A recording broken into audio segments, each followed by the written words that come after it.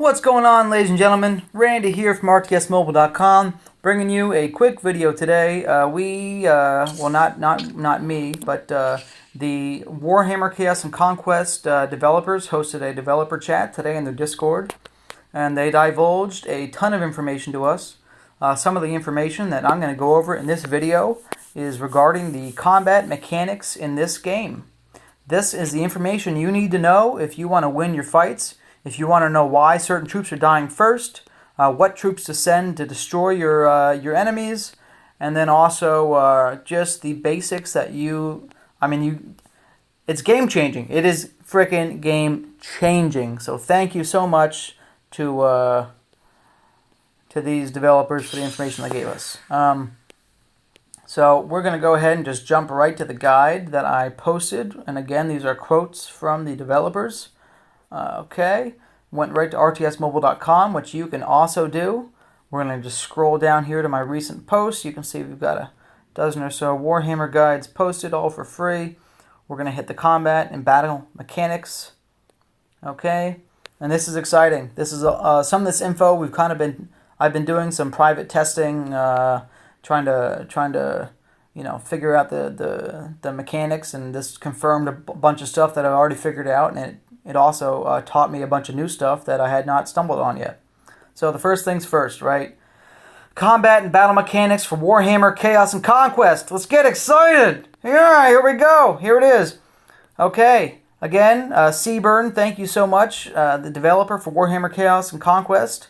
Let's just jump right into it, and you can read along if you like, or if you want to hear my angelic voice, you're invited. Okay, we already know you can send a warlord and champion with each battle. We're going to skip that. Champion rescuing, we already know about that. Battle length, here it is. This is juicy. When you battle an army, the combat will consist of 3 turns. 3 waves of combat. 3 chances to attack, 3 chances to die. Okay? So what does that mean? That means that these next 2 items are now super duper key. Morale and broken troops. So let's just jump right into those 2. As damage is dealt to your enemy in combat, any single unit type which takes more than 25% casualties in a single turn will be required to take a morale test. Failed morale tests will result in some of the units becoming broken for 1 turn. Broken units are either retreating from battle or attempting to regroup. They cannot fight in combat and take bonus damage from ranged attacks. What does that mean? That tells us a whole bunch of things that you probably didn't even catch on to. And if you did, good for you. So A, squad size. Squad size is now important. Okay, Marauders, the level 1 tier 1 troops have 10 people in their squad, right? So if 3 out of the 10 die in wave 1 in turn 1 of the attack, the other 7 will now roll a morale test. I believe Marauder morale is 56. So the remaining 7 troops have a 56% chance of staying in the fight and attacking. And then, of course, a 44% chance of running away and taking damage from ranged troops for a turn. Okay? So what else does that mean? If your troops are broken on wave 1, or they attack on wave 1 and then they get broken, they can come back on wave 3 if they don't die in wave 2. So if the enemy does not have ranged troops, or does not attack you with ranged troops, your troops won't die if they get broken. So that also tells you want to have at least a layer of ranged troops in your army, even if it's, doesn't have to be frickin' 80% of your troops, but you want a layer in there to capitalize on this morality feature, which is huge. All right, next piece of info, and this is it's such a gem. Oh my god, here we go. Unit tier. Every champion, warlord, and troop type has a combat tier. Ching! We already knew that. That's good. No, but what we didn't know is that higher level tiers deal bonus damage to lower level tiers. Now you know. The more you know, the more power you have. Knowledge is power. Damage layering. When your army deals damage to an enemy army, it is always against the lowest unit tier within the army. Great. Tier 1 dies before Tier 2, dies before Tier 3, and so on. Now, within that tier, there's a subgroup for ordering.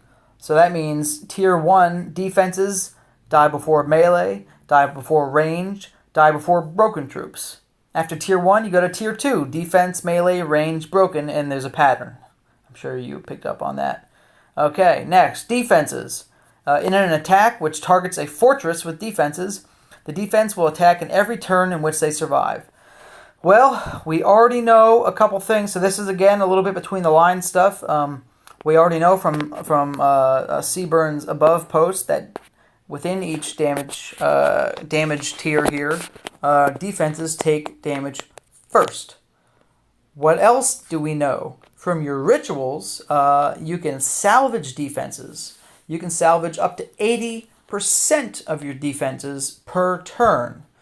That is where salvaging comes in play. It's not just to save your resources and having to train new defenses, okay? What that means is when you attack with your, when you get attacked and you have high salvage, your defenses will live to fight the next attack, the next turn, because there's 3 turns.